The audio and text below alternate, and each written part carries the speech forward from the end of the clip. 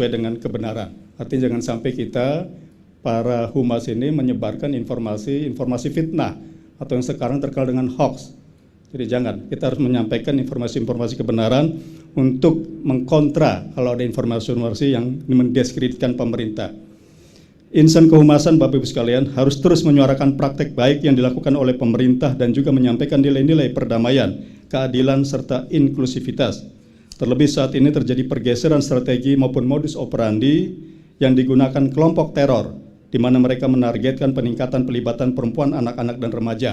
Sehingga hari ini BNPT melalui Biro Humas BNPT mengadakan acara Bako Humas, forum tematis dalam rangka untuk membangun public resilience dalam upaya melindungi perempuan, anak, dan remaja dari ideologi radikalisme terorisme. Kami mohon dibantu Bapak Ibu sekalian, karena penanggulangan terorisme bukan hanya kewajiban BNPT, tapi kewajiban seluruh warga negara bangsa Indonesia. Bapak Ibu sekalian, orang luar tidak senang bangsa Indonesia terus bersatu. Banyak cara-cara untuk memporak-porandakan kita, dan potensi untuk pecahnya kita sangat besar dibanding negara-negara lain. Sehingga kalau kita tidak bisa menjaga keutuhan keberlangsungan KRI, sangat berbahaya. Makanya bukan hanya peran BNPT, tetapi peran kita semua. Bagaimana menjaga keberlangsungan keutuhan NKRI dari Sabang sampai Merauke, dari Miangas sampai Rote.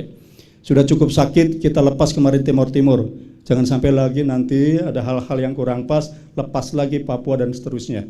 Seperti itu Bapak Ibu sekalian. Nah ini hati-hati, karena kejahatan terorisme itu kejahatan luar biasa, kejahatan transnasional. Dia tidak tunggal, pasti terhubung dengan kegiatan-kegiatan orang luar. Nah ini hati-hati Bapak Ibu sekalian, kita jangan mudah diprovokasi, jangan mudah dipropaganda dengan balutan-balutan strategi apapun. Kebetulan mayoritas bangsa Indonesia itu mayoritasnya Muslim ataupun Islam. Makanya para orang luar tidak ingin kita bersatu, mereka gunakan cara-cara menggunakan agama Islam. Karena supaya bisa diterima, kita diadu domba. Nah ini hati-hati Bapak Ibu sekalian. Sudah cukup kita tertipu. Dulu waktu zaman Belanda, kalau tidak salah, tolong dibuka lagi, ada yang namanya Snokhogronya. Baca lagi sejarah.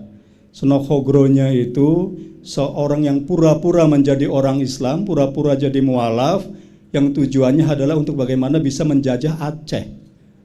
Ya, 16 tahun dia berubah seolah-olah menjadi Abdul Ghaffar namanya itu. Jenggotnya panjang, celananya cingkrang, bahasa Arabnya fasih. Karena 16 tahun tinggal di Mekah, di sana, di Arab Saudi. Setelah Aceh terjajah, balik lagi dia kafir. Jadi hati-hati Bapak Ibu sekalian. Kalau sudah permainan intelijen, hati-hati.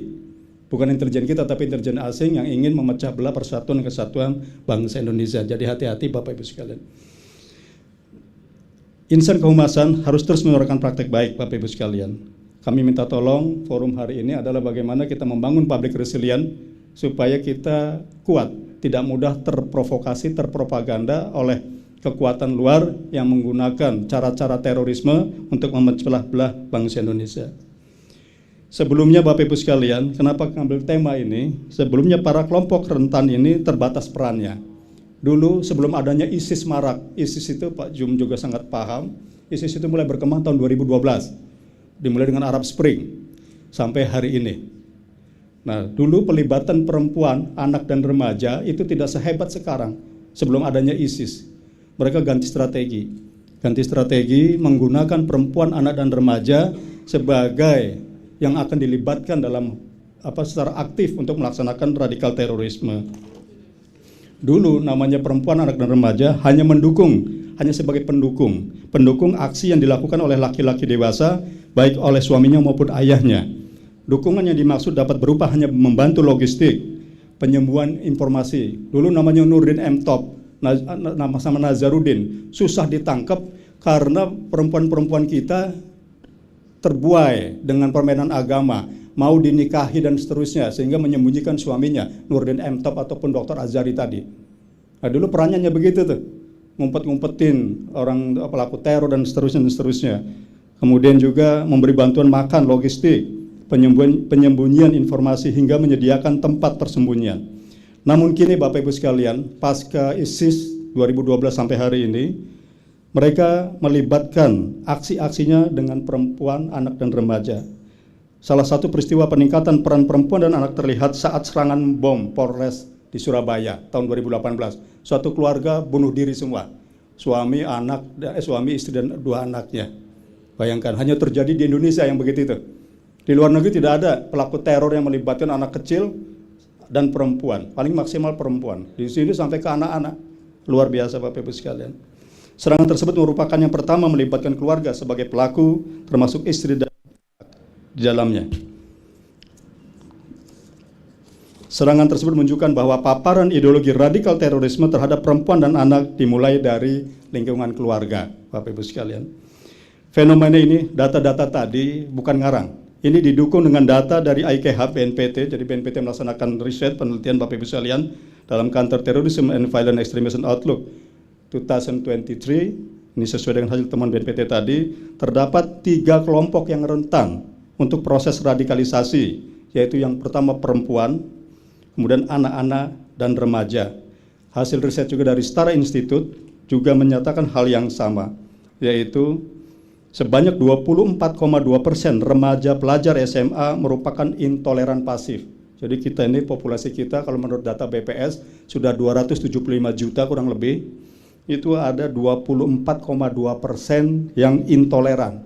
Padahal intoleran, mengingkari perbedaan, adalah benih-benih cikal bakal nanti dia naik kelasnya menjadi radikal ataupun ekstrim, kemudian menjadi pelaku teror.